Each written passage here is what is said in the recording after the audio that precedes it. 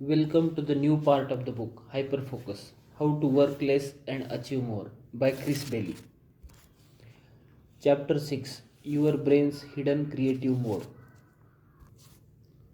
The three styles of scatter focus. In one respect, scatter focus is an odd mental mode to write about, as you need few instructions for how to let your mind wander. While hyperfocus can be difficult, we already spend 47% of our day in something similar to scatter focus mode without any effort. Whenever our focus lapses and our attention wanders, there are two ways your minds wander, unintentionally and intentionally. Unintentional wandering takes place without your awareness when you don't choose to enter into the mode. This is where I draw a line between mind wandering and scatter focus. Scatter focus is always intentional. It may sound odd to release your grip on your attentional intentionally, but in practice, there are other mental states in which you have even less control over your attention, including in hyperfocus. Two of the most preeminent research in the field of mind wandering are Jonathan Smallworth and Jonathan Scholar, and they both agree on this point. When I chatter with him, Smallwood gave an example of watching a movie.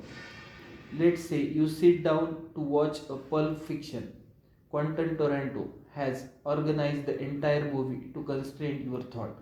You don't need to do anything as you watch the film. This is what makes the experience so relaxing. He controls your train of thoughts. Research also suggests that we notice where our mind wanders around half of the time. We don't work with nearly this much awareness when function on something. Schooler goes even further than Smallwood, arguing that one of the biggest misconceptions we have about mind wandering today is that all mind wandering goes on without awareness, without intention. Intention is what makes scatter focus so powerful. This mode is always deployed deliberately and involve making a concerted effort to notice where our mind goes. I have found it helpful to distinguish among a few different styles of scatter focus. 1. Capture mode, letting your mind roam freely and capturing whatever comes up. 2. Problem crunching mode, holding a problem loosely in mind and letting your thought wander around it. 3. Habitual mode, engaging in a simple task and capturing the valuable idea and plan that arise to the surface while doing it. Research has found this mode is most powerful. Of the three styles, capture mode is the best for identifying what's on your mind. Problem crunching mode is the best for mulling over the specific problem or idea. And habitual mode is best for recharging and reconnecting the greatest number of ideas. Capture mode.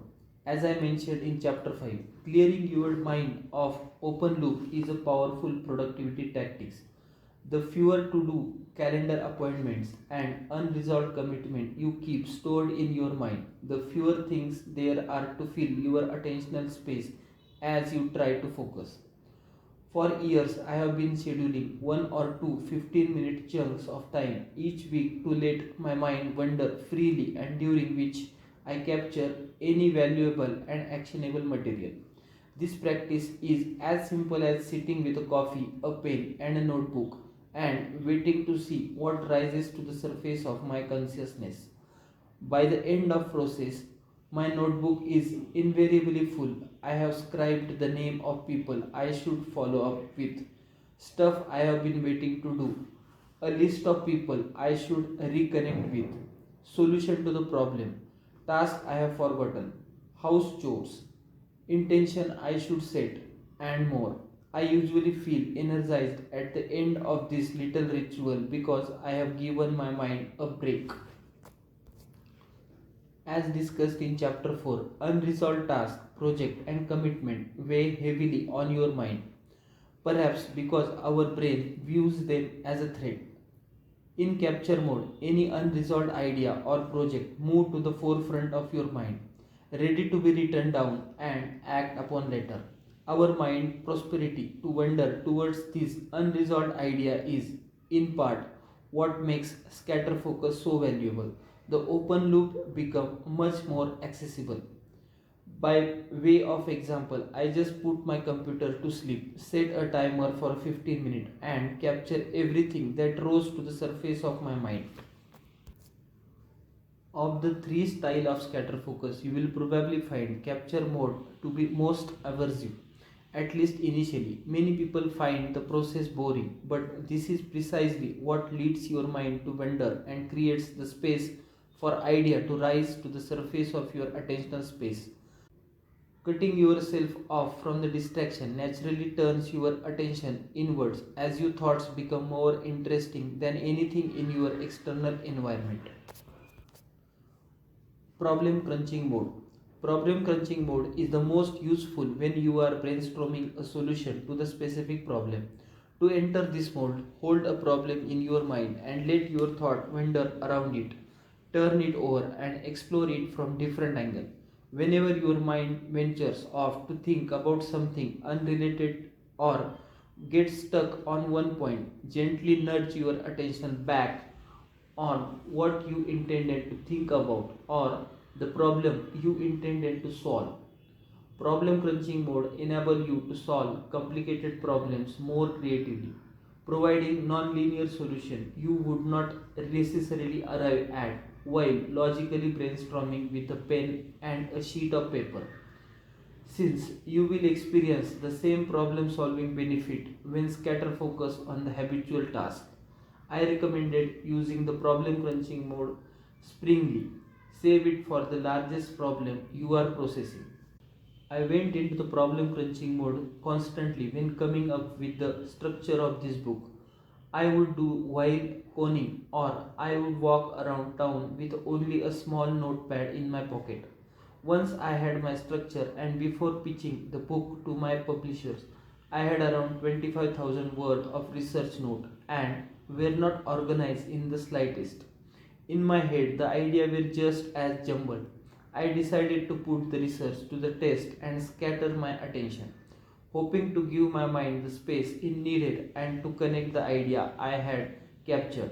I printed my research note. It's helpful to review the problem before entering into the problem crunching mode and then let my mind wanders around them for an hour or two at the time on the natural walk while listening to the music or on the airplane. I slowly untangled my notes over the course of several weeks, shaping them into something that resembled a book. Problem crunching mode gives your mind the space and freedom to make these large leaps in your thinking.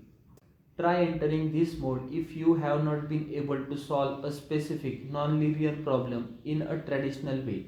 I usually enter problem crunching mode for 30 to 60 minutes at a time.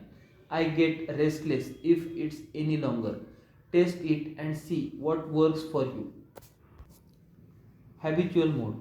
Habitual scatter focus is the most powerful style of this mode and it is one of the recommended practice the most often. As with the other mode, habitual scatter focus is fairly easy.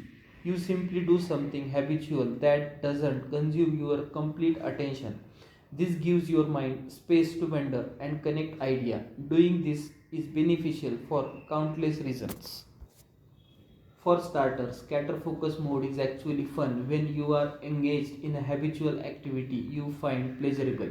Wandering your mind around one idea or capturing your thought can something feel tedious, but when you do something habitual that you enjoy, like walking to get coffee, woodworking, or swimming lap, scatter focus becomes significantly more enjoyable. The happier you are scatter focus mode, the more benefit you will reap. An elevated mood actually expands the size of your attentional space, which leads you to think more expansively. Your attentional space is just as essential in scatter focus mode as it is in hyperfocus mode. It's the scratch pad your brain uses to connect the idea. A positive mood also allows your mind to wander more productively as you are dwelling less on the negative past. You also think about the future more frequently when doing something pleasing. Your brain's prosperity bias grows even stronger. In addition, since doing a simple, pleasurable activity so little effort, you can recharge at the same time you scatter your attention. As well as being more fun, habitual tasks have been shown to yield a greatest number of creative insights when compared with switching to another demanding task, resting or taking no break whatsoever. This holds especially true when you are stepping back from the problem. Whenever you are stumped on how to conclude a short story or considering the phrasing of an important report, it's also easier to stay aware of your thoughts when doing something habitual, as there is the greatest attentional space available to house intention of being more aware of your thoughts. Again, this awareness is a key. A creative thought is useless if it goes unnoticed. Habitual tasks also encourage your mind to continue wandering. When you let your mind rest and wander, chances are you will want to continue this scatter focus exercise until you are finished whatever you scattered. A habitual task acts as a sort of anchor that guides your mind until you have completed the work. This enables you to keep going for longer. To practice habitual scatter focus, pick something simple that you enjoy doing, then carry out the one task and nothing else until your mind wanders. The simpler the task, the better going for a walk with unearth greater insights and connect more ideas than listening to the music or reading a book. Good idea will rise to the surface of your mind so long as you have attention to spare. If you notice your mind has wandered to the past or to the another unproductive place, allow it to wander. This is where the problem crunching and habitual scatter focus differ. In problem crunching mode, you bring your thought back to the problem you are tackling. In habitual mode, you pretty much let your mind roam free. You can also practice habitual scatter focus with mandatory tasks that already part of your day. There is beautiful simplicity in doing one easy thing at a time, like drinking a cup of coffee, walking to work, or doing the laundry. Scatter focus become most important in the moment between tasks. Stimulating devices and distraction don't only derail our focus like water. They seep into the gaps of the schedule and stealing the valuable time and attention we would normally spend planning for the future and connecting idea. A primary reason many of us feel burned out is that we never give our attention a rest. Try this today. Don't bring your phone with you the next time you walk to get the coffee or eat your lunch. Instead, let your mind wander. The effect of this simple decision alone is noticeable. If you don't check your phone each time a dinner date gets up from the table to go to the restroom, that meal will become more meaningful or memorable. By giving your attention a break, you will have attention space to reflect on the conversation you have been having and what other person means to you. How hyperfocus help you scatter focus? There are numerous ways to guide your mind to wander even more productively when practicing intentional scatter focus. Luckily, you learned them all the first part of this book. In many ways, hyperfocus and scatter focus could not be more different. Hyperfocus is about focusing on one thing. Scatter focus is about focusing on nothing in particular. With hyperfocus, you direct your attention outward. With scatter focus, you direct your attention inward. One is about attention and other is about inattention. On neurological level, the two mental modes are even anticorrelated. When the brain network that supports scatter focus is activated, activation in your hyperfocus network plummets and vice versa. All that said, the two modes of your brain reinforce each other, especially as you enter into each mode with intention. This makes it important to deliberately practice both modes. Practice hyperfocus and deliberately managing your attention provide a host of benefit, expanding your attentional space so you can focus on more tasks simultaneously, improving your memory and letting you become more aware of thoughts flying around your head. As it turns out, all three of these are beneficial in scatter focus mode. The size of your attentional space is one of the biggest determinant of how fruitful your scatter focus episode will be. The bigger the better, as it will allow you to keep more in mind while scatter focusing. Attentional space is integral to both mental mode. In hyperfocus, what you are working on feel it. In scatter focus, it let you construct new idea and think cohesively about the future. Remembering the past help us imagine the future, as it is impossible to piece together idea and information we have not paid attention to in first place. The better we manage our attention when we are focused, the more information we will have to draw upon when we are not.